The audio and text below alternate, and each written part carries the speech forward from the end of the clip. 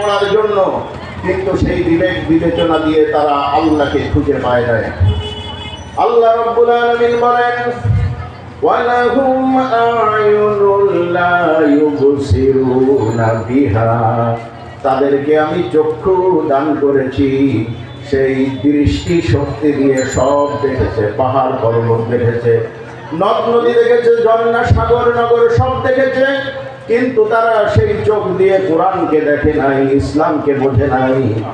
আল্লাহ পাক বলেন, ওয়ালাহুম আযানুন লা ইয়াসমাউনা বিহা, তাদেরকে আমি শ্রবণ শক্তি দিয়েছি, শ্রবণ শক্তি কাজে লাগিয়ে তারা সব শুনেছে, সব বুঝেছে, কিন্তু তারা কোরআন যেটা শোনার দরকার ছিল, যেটা শোনার জন্য তাকে তৈরি করা হলো, এই ইন্দ্রিয় শক্তিগুলো দেওয়া হলো, যা শোনার জন্য, বুঝার জন্য, জানার জন্য, দেখার জন্য, সেগুলো সে দেখলো না।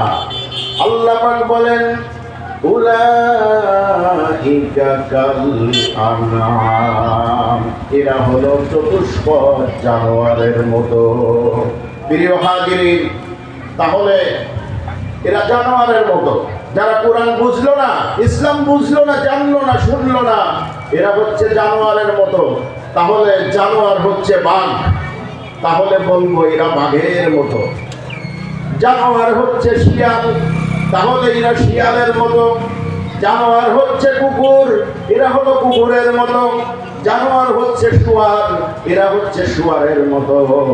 আল্লাহ রাব্বুল আলামিন বলেন, বাল হুম আদাল, এরা এই পশু, এই চতুষ্পদ জানোয়ারের চেয়েও খারাপ। উলাইকা হুমুল গাফিলুন, এরাই হচ্ছে গাফেল। তাহলে আল্লাহ রাব্বুল আলামিন প্রথমে বললেন পশুর মতো, এরপরে বলছেন পশুর চেয়েও খারাপ। কারণ কি? খারাপ হলো কিভাবে? খারাপ হলো এইভাবে, এরা পশুর মতো নীরব থাকে নাই, এরা ইসলামের বিরোধিতা করেছে। আল্লাহ রাব্বুল আলামিন বলেন, এরা কিভাবে বিরোধিতা করেছে শোনো। ইউরিদুনা আন ইউতফিউ নূরাল্লাহি বিআফওয়াহিহিম ওয়া ইয়াবাল্লাহু ইল্লা আন ইউতিম্মা নূরাহু ওয়ালাউ কারিহাল কাফিরুন।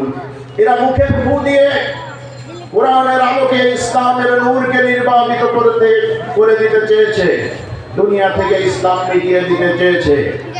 আল্লাহ রাব্বুল আলামিন বলেন, আমি আমার নূরকে আরো প্রজ্বালিত করে দেব, তাতে তাদের মনের মধ্যে জ্বালা যন্ত্রণা যাই হোক না কেন। আল্লাহ পাক বলেন, হুয়াল্লাযী আরসালা রাসূলাহু বিল হুদা ওয়া দীনিল হাক্কি লিইয়ুযহিরাহু আলাদ দীনি কুল্লিহি ওয়ালাউ কারিহাল মুশরিকুন। আল্লাহ পাক বলেন, আমি আমার রাসূলকে হেদায়েত এবং সত্য দ্বীনের উপরে প্রেরণ করেছি, আর তাকে দায়িত্ব দেওয়া হয়েছে সকল দ্বীনের উপরে ইসলামকে বিজয় করে দেওয়ার জন্য। কিন্তু সকল দ্বীনের উপরে ইসলামের বিজয়, এটা যারা মুশরিক তারা চায় না, পছন্দ করে না।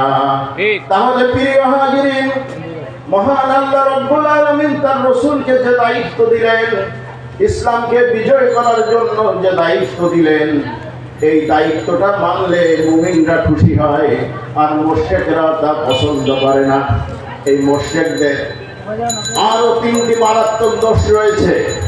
আল্লাহ রাব্বুল আলামিন বলেন, আল্লাযীনা ইস্তাহিব্বুনাল হায়াতাদ দুনিয়া আলাল আখিরাহ ওয়া ইয়াসুদ্দুনা আন সাবিলিল্লাহি ওয়া ইয়াবগুনাহা ইওয়াজা উলাইকা ফি দালালিন বাঈদ। এই মুশরিকরা তিনটি বড় অপরাধ, এরা পরকালের উপরে ইহকালের জীবনকেই প্রাধান্য দিয়ে থাকে। এদের যা কর্মকাণ্ড হয় সব দুনিয়ামুখী, দুনিয়ামুখী, দুনিয়ামুখী। দুনিয়া ছাড়া কিছুই বোঝে না। দুনিয়ার সুখ শান্তি কিভাবে কামাই হয় অর্জন হয় এটাই বোঝে। তাই মাইরে ধরে হোক, মানুষকে হত্যা করে হোক, মানুষকে খুন করে হোক, মানুষের তা চিন্তাই করে হোক, এভাবে করে তারা দুনিয়া কামাই করে, পরকালকে বেমালুম ভুলে যায়। আর 2 নাম্বার অপরাধ হলো এরা আল্লাহর রাস্তায় যারা চলতে চায়, যে মানুষগুলি আল্লাহর রাস্তায় চলে তাদেরকে আল্লাহর রাস্তায় চলতে বাধাগ্রস্ত করে, আল্লাহর রাস্তায় চলতে দেয় না, বাধা দেয়। আর 3 নাম্বার অপরাধ হলো এই আল্লাহর রাস্তায় যে মানুষগুলি চলে এদের দোষ ত্রুটি খুঁজে খুঁজে প্রচার প্রসার করতে থাকে। তাদের দলের লোকের এত দোষ, এত বদনাম, এত চুরি ডাকাতি, এত চিন্তাই, এত রাহাজানি, এত হত্যা করে, তাতে কোনো অপরাধ তারা সেটা প্রচার করে না, ঢেকে রাখে। আর ইমানদার মুমিনরা একটু যদি 19-20 হয়ে যায় তা নিয়ে প্রচার প্রসার নেট দুনিয়ায় ছড়িয়ে যায়। আল্লাহ রাব্বুল আলামিন বলেন,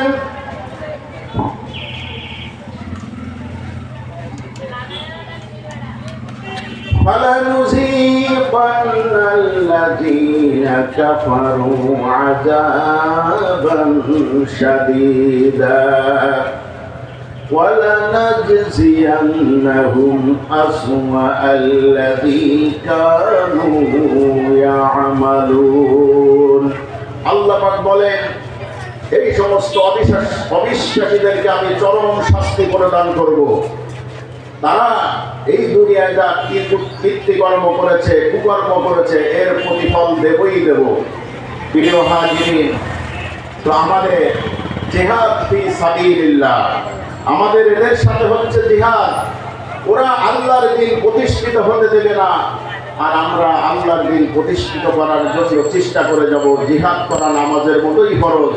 আল্লাহ পাক কোরআনে বলছেন, আম হাসিবতুম আন তাদখুলুল জান্নাতা ওয়ালাম্মা ইয়া'লামিল্লাহুল্লাযীনা জাহাদু মিনকুম ওয়া ইয়া'লামাস সাবিরিন।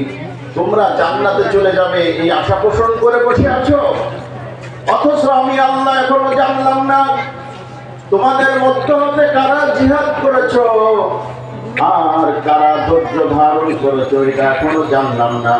অথচ জান্নাতে যাওয়ার জন্য রেডি হয়ে বসে আছো। প্রিয় হাজিরিন, জিহাদ মানে যুদ্ধ নয়, জিহাদ মানে তরোয়াল নয়, কাটাকাটি নয়। জিহাদ হচ্ছে আল্লাহর দ্বীন প্রতিষ্ঠার জন্য, কালেমার পতাকা জমিনে উদ্দীর্ণ করার জন্য, কুরআনী শাসন কায়েমের জন্য যে চেষ্টা করা, এই চেষ্টার নাম হচ্ছে জিহাদ। কেউ যদি কলম দিয়ে লেখালেখি করে কোরআনে কায়েম করার জন্য, তার ওটা হলো লেখার জিহাদ। আর কেউ যদি এটাকে পয়সা খরচ করে তাহলে ওটা হলো আর্থিক জিহাদ। আর কেউ যদি এটা শ্রম দেয় তার শ্রমের জিহাদ। আর এই জিহাদ করতে করতে বাতিলপন্থী যদি যুদ্ধের ডাক দেয় তখন সশস্ত্র মোকাবেলা করা হচ্ছে জিহাদের চূড়ান্ত পর্যায়। প্রিয় হাজিরিন, আমাদের মহান আল্লাহ রাব্বুল আলামিন কোরআনের শাসন নামাজের মতোই ফরজ। আল্লাহ পাক বলেন, বিমা আনজালাল্লাহু ওয়ালা তাত্তাবি' আহওয়াআহুম আম্মা জাআকা মিনাল হক। আল্লাহ রাব্বুল আলামিন বলেন, আপনি কোরআনে কারীম দিয়ে বিচার ফয়সালা করবেন, আগত সত্যকে বাদ দিয়ে মানুষের তৈরি করা মতবাদ গ্রহণ করবেন না। আগত সত্য কিতাব বাদ দিয়ে মানুষের তৈরি করা মতবাদ গ্রহণ করা, এটা কুফরি, এটা হারাম। আল্লাহ রাব্বুল আলামিন আরো বলেন, وَمَنْ لَمْ يَحْكُمْ بِمَا أَنزَلَ اللَّهُ فَأُولَئِكَ هُمُ الْكَافِرُونَ। যারা কোরআন দিয়ে বিচার ফয়সালা করে না এরা হলো কাফের। আল্লাহ পাক আরো বলেন, وَمَنْ لَمْ يَحْكُمْ بِمَا أَنزَلَ اللَّهُ فَأُولَئِكَ هُمُ الظَّالِمُونَ। যারা কোরআন দিয়ে বিচার ফয়সালা করে না এরা হলো জালেম। তাহলে প্রিয় হাজিরিন, কোরআনের বিচার ফয়সালা কি আমরা করতে পারবো নাকি? আমরা তো সাধারণ লোক, এটা করবে গভর্নমেন্ট, এটা করবে রাষ্ট্র। চোরের হাত কাটতে হলে রাষ্ট্র লাগবে, আমি আপনি পারবো না। হত্যার বিচার রাষ্ট্র লাগবে, ধর্ষণের বিচার রাষ্ট্র লাগবে। তাহলে সেই রাষ্ট্র ক্ষমতায় ইসলামকে পৌঁছে দিতে হবে। কারণ হলো আল্লাহ রাব্বুল আলামিন কোরআনে কারিমে বলেন, মান ইয়াশফা শাফাআতান হাসানাতান ইয়াকুল লাহু নাসীবুম মিনহা। আল্লাহ রাব্বুল আলামিন বলেন, কেউ যদি কাউকে সুযোগ করে দেয়, ভোটের মাধ্যমে হোক, যেমনে হোক সুযোগ করে দিল, আর সে ক্ষমতা পেয়ে গেল, ক্ষমতা পাওয়ার পরে সে যত ভালো ভালো কাজ করবে, যত ভালো ভালো কাজের আঞ্জাম দেবে, ওই সওয়াব সে যেমন পাবে, যে সুযোগ করে দিল, ভোট দিয়ে তাকে ওইখানে পৌঁছে দিল, সে ওই সওয়াবের ভাগীদার হবে। এরপরে আল্লাহ পাক বলেন, ومن يشفع شفاعة سيئة يكن له كفل منها وكان الله على كل شيء مقيتا। আর কেউ যদি এমন মানুষকে ভোট দেয় যে চাঁদাবাজি করে, লুটতরাজ করে, যে হত্যা করে, দর্শন করে, জবরদখল করে, ভূমি দখল করে, বাড়ি দখল করে, এইরকম লোককে যদি কেউ ভোট দেয়, আর সে ভোট পেয়ে, সুযোগ পেয়ে সে সংসদে গিয়ে, রাষ্ট্রে গিয়ে যত অপকর্ম করবে, ওই ভোট দেওয়ার কারণে আমিও আমার আমল নামায় এই গুণাগুলি দেখতে পাবো।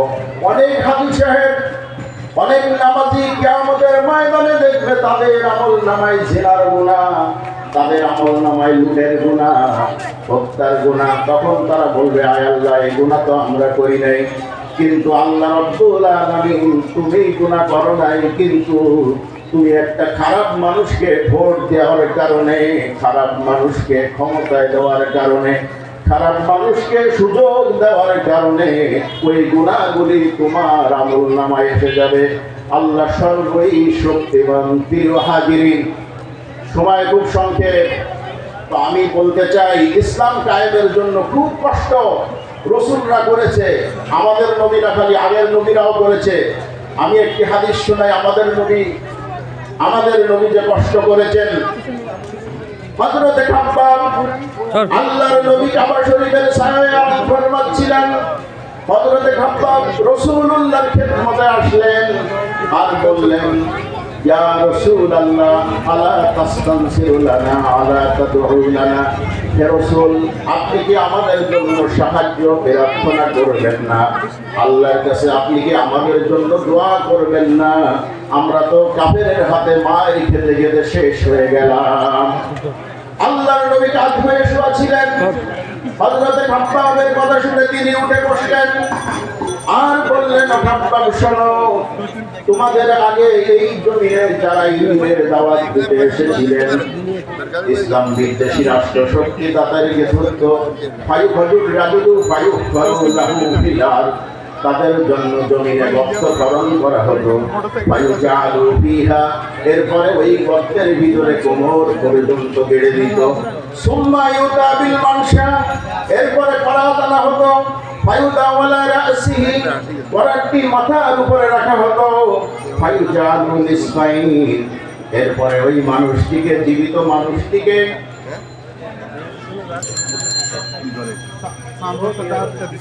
এরপরে ওই জীবিত মানুষটিকে করাত দিয়ে জিলে নিমজ্জিত করে ফেলে দিত। আল্লাহর নবী বলেন, এত কষ্ট দেওয়ার পরেও আগেরকার একজন মুমিনকে, ইমানদারকে, একজন দায়ীকে তারা ইসলামের রাস্তা থেকে এক চুল পর্যন্ত সরাই দিতে পারে নাই। আল্লাহি, আমি আল্লাহর নামে শপথ করে বলি, আল্লাহি লা ইউতাম্মান্নাল্লাহু হাযাল আমরা হাত্তা ইয়াসিরুর রাকিবু মিন সানা ইলা হাযরামাউত।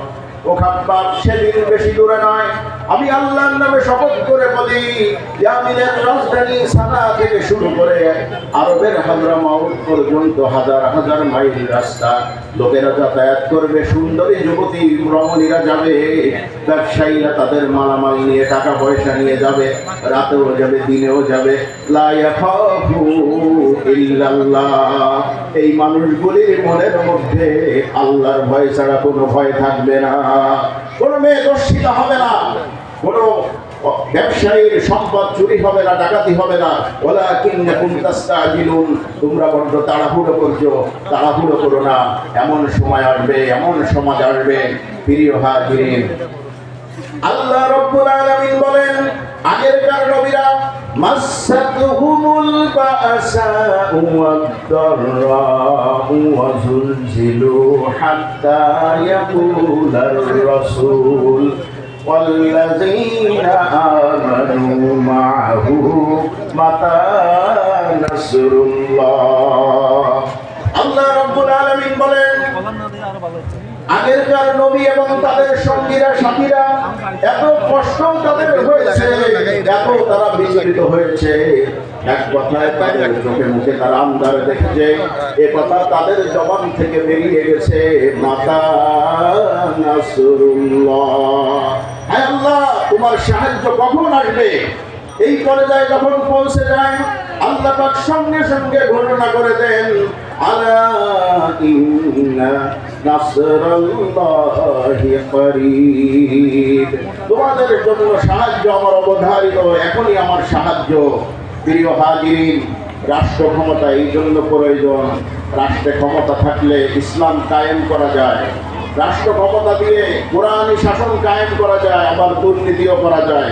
বিগত সরকার রাষ্ট্র ক্ষমতায় থেকে যে জুলুম নির্যাতন মানুষের প্রতি করেছে আপনাদের অজানা কিছুই নয়।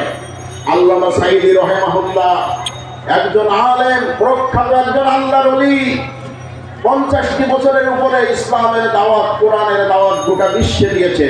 তাকে নির্মমভাবে তাকে মিথ্যা মামলা দিয়ে জেলে রেখেছে। তার একটা সাক্ষী, হিন্দু সাক্ষী, আপনারা দেখেছেন আদালতের প্রাঙ্গণে সেই হিন্দু সাক্ষীকে গুম করে ফেলেছে।